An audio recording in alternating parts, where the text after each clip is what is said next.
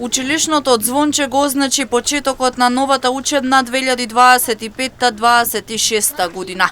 245.000 ученици ја започнуваат учебната година, 177.800 основци и 67.200 средношколци. Запишани се над 17.000 правачиња кои за прв пат ќе седнат во училишните клупи.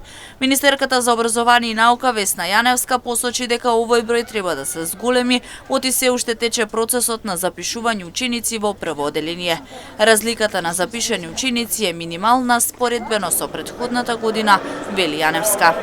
Но како што веќе разговаравме, очекуваме во следните години да биде поголема и да имаме поголемо намалување, што би било проблем. Од тука и политиката на владата за подобрување на демографската состојба во државата, па како што можевте да видите еве денеска за во прво оделение, а во следните неколку дена и за второ и трето оделение, ќе има сликовница за значењето на семејството, кажа Јаневска. Прашана кога ќе бидат завршени реформите во образованието за да нема училишта со 5 до 6 деца, Јаневска со одговор дека оваа реформа сериозно ќе ја почнат следната година.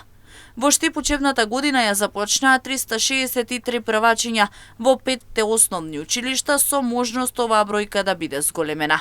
Од денеска пак средното општинско училиште Колен Ехтенин Штип преминува во државно средно училиште регионален центар за стручно образование и обука. Станува збор за една голема инвестиција која што ќе придонесе во квалитетно образование, посебно станува збор за стручно образование.